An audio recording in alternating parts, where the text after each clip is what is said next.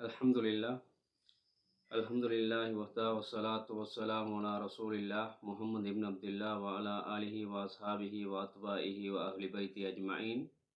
அம்மா பாத். மேலான கண்ணியத்துக்குரிய சகோதரர்களே, உலமாக்களே, அல்லாஹு தஆலா எங்கள் அனைவரையும் தீனோடு வாழ்ந்து தீனோடு மரணிப்பதற்கு எங்கள் அனைவருக்கும் தௌஃபீக் செய்வானாக என்று பிரார்த்தித்தவனாக என்னுடைய இந்த காணொளியை ஆரம்பிக்கின்றேன்.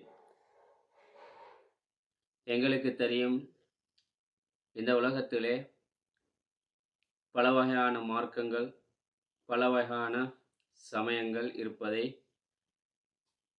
நாங்கள் பார்த்து கொண்டிருக்கின்றோம். எல்லா சமயங்களுக்கும், எல்லா மார்க்கங்களுக்கும் மதத் தலைவர்கள் இருக்கின்றார்கள்.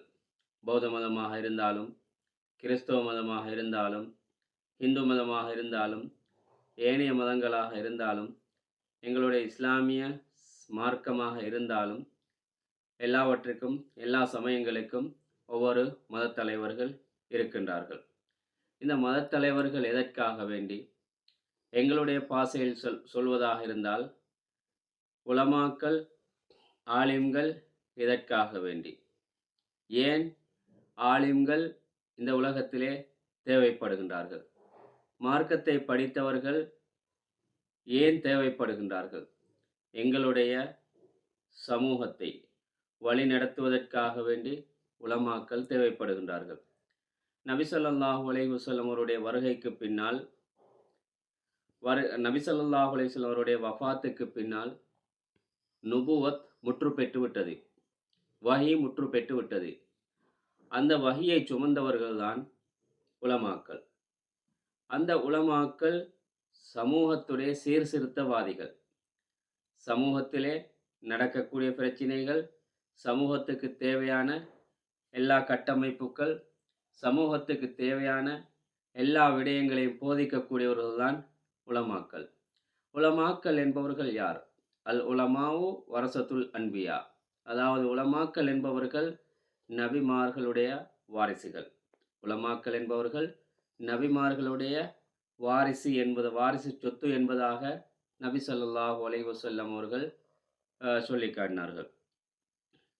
இன்னும் ஒரு எந்த அளவுக்கு ஹதீஸோ லாயிஃபோ தெரியாது, லவ்லல் உலமா லகானன் நாசு மிஸ்லல் பஹாயிம், அதாவது உலமாக்கள் இந்த உலகத்தில், இந்த பூமிக்கு மேலால இல்லாவிட்டால் மக்கள் எல்லாம் மிருகங்களைப் போன்று ஆகிவிடுவார்கள் என்ற ஒரு கருத்தும் இருந்து கொண்டிருக்கின்றது. அன்புக்குரியவர்களே, இந்த உலமாக்கள் எந்த அளவுக்கு இன்று சமூகம் உலமாக்களை வழி நடாத்துகின்றார்கள்.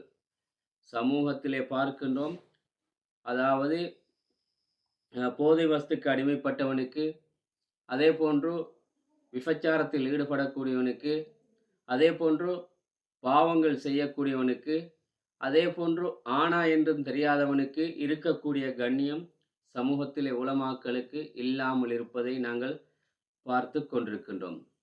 எந்த அளவுக்கு உலமாக்களை கேவலப்படுத்துவதற்கு எங்களுடைய சமூகம் முன்வந்து விட்டார்கள் என்றால், உண்மையிலே பயங்கரமான ஒரு காலத்திலே ஜமானிலே நாங்கள் இருந்து கொண்டிருக்கின்றோம்.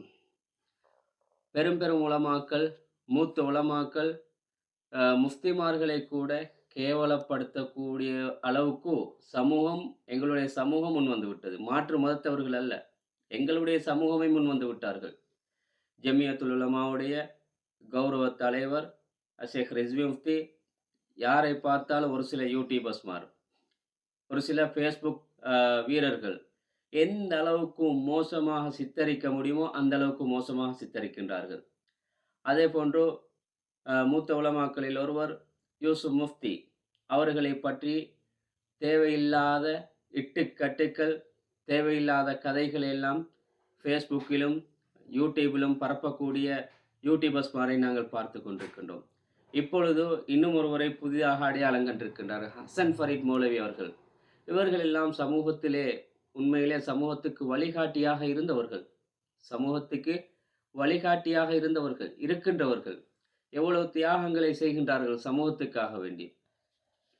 ஒருவர் கொழும்பைச் சேர்ந்த ஒரு யூடியூபர், ஒரு ஃபேஸ்புக்கில் பேசக்கூடியவர், எந்த அளவுக்கு என்றால், எங்களிடத்தில பணத்தை தாருங்கள், அகில இலங்கை ஜம்மியத்துல் உலமாவுடைய அகில இலங்கை ஜம்மியத்துல் உலமாவிடத்திலோ, ரிஸ்வி முஃப்தி இடத்திலோ, அதேபோல மஸ்ஜித் ஃபெடரேஷன் இடத்திலோ பணங்களை உங்களுடைய அ சொத்துக்களை ஒப்படைக்காதீர்கள். அந்த அளவுக்கு கேவலமாக கொழும்பைச் சேர்ந்த ஒரு முகப்புத்தகத்தில் பேசக்கூடியவர் பேசிக் கொண்டிருக்கின்றார். நாங்கள் அந்த காணொளிகளை கண்டு கொண்டிருக்கின்றோம்.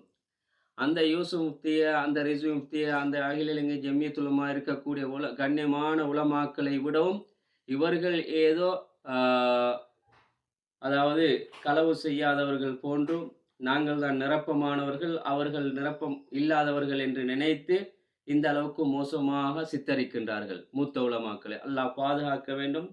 எங்களுடைய சமூகத்துக்கு சீரழிவு, எங்களுடைய சமூகம் சீர்கெட்டு போவதற்கு காரணம் இவ்வாறு உலமாக்களை மோசமாக சித்தரிப்பதுதான். அதேபோல ஒவ்வொரு கிராமத்திலும் நாங்கள் பார்த்து கொண்டிருக்கின்றோம். உலமாக்கள் அதாவது ஐஸ் அடிக்கிறவனுக்கும், குடு அடிக்கிறவனுக்கும், போதை வஸ்துல ஈடுபடக்கூடியவனுக்கும், விபச்சாரத்தில் ஈடுபடக்கூடியவனுக்கும், பாவம் செய்யக்கூடியவனுக்கும் இருக்கக்கூடிய கண்ணியம் உலமாக்களுக்கு இல்லாமல் இருப்பதை நாங்கள் எங்களுடைய கண்கூடாக பார்த்து கொண்டிருக்கின்றோம்.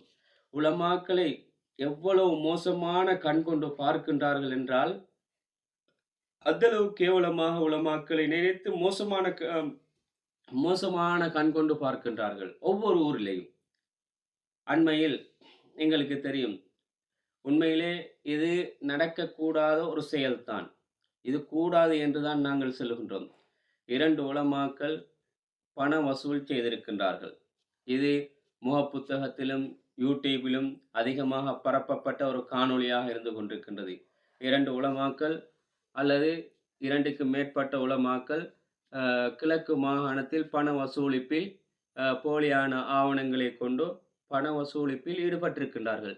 உண்மையிலே இது தவறுதான். தவறு இல்லை என்று எந்த உலமாக்களும் யாரும் சொல்ல மாட்டார்கள்.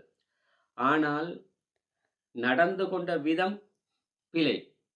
அவர்கள் தவறு செய்திருந்தால் என்ன செய்ய வேண்டும்? அதை ஒப்படைக்கக்கூடியவர்களிடத்தில் ஒப்படைக்க வேண்டும். அதற்குத்தான் போலீஸ் இருக்கின்றது, சட்டம் செய்வதற்கு. பொதுமக்களுக்கு சட்டம் செய்ய முடியாது. போலீசாரிடத்தில் அவர்களை ஒப்படைத்தால் சரியான சட்டங்களை அவர்கள் செய்வார்கள். ஆனால் அந்த இடத்திலே உலமாக்களும் இருக்கின்றார்கள். அந்த இடத்திலே இருந்து கொண்டு உலமாக்களும் வீடியோ எடுக்கின்றார்கள் அவர்களை. அதே போன்று அந்த இடத்திலே இருந்து கொண்டு முஃப்தியும் இருக்கின்றார். நான் நினைக்கின்றேன் அவருடைய பெயர் மறந்துவிட்டது. முக்கியமான ஒரு முஃப்தி. அவரும் இருந்து கொண்டிருக்கின்றார். அவருக்கு பக்கத்திலே ஒரு வசதி படைத்த ஒரு செல்வந்தர் இருக்கின்றார். எந்த அளவுக்கு கேவலமாக அந்த செல்வந்தர் பேசுகின்றார் என்றால், நாங்கள் முகப்புத்தகத்தில் பார்த்து கவலைப்பட்ட செய்தி.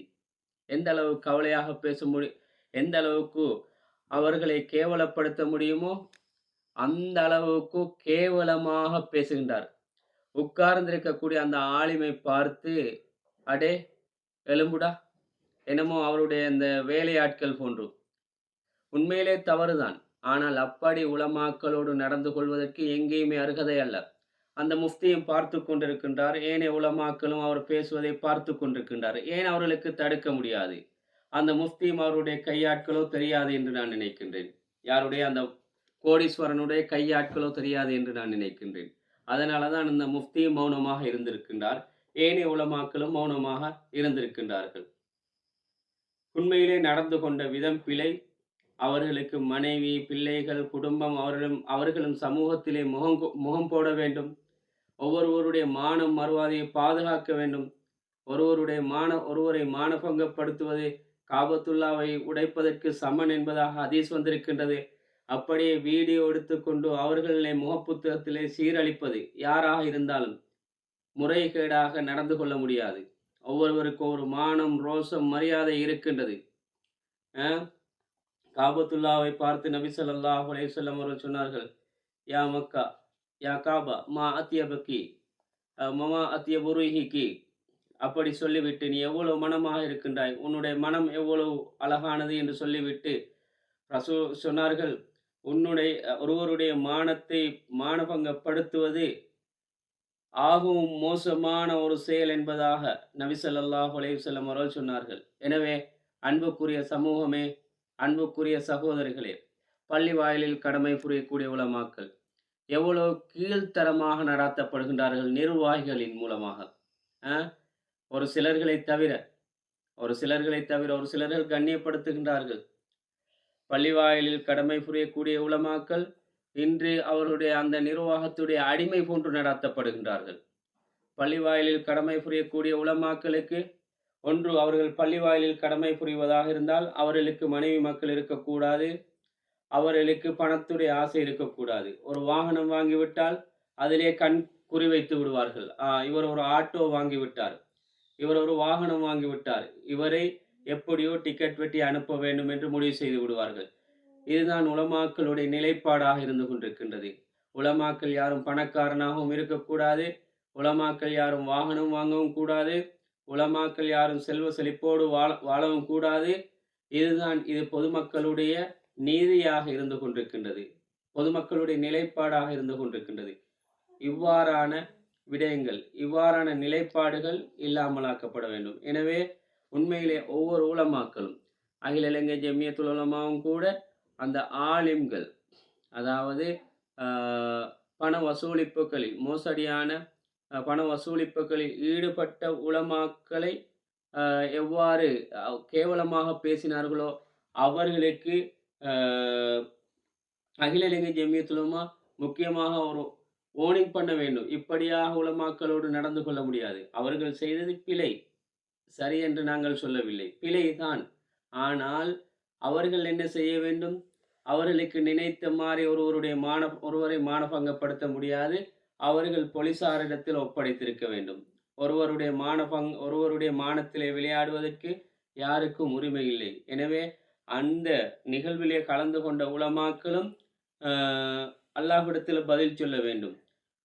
வீடியோ எடுத்த உலமாக்களும் அல்லாஹ்விடத்தில் பதில் சொல்ல வேண்டும். அவர்கள் எப்படி சமூகத்துக்கு முகம் போடுவது?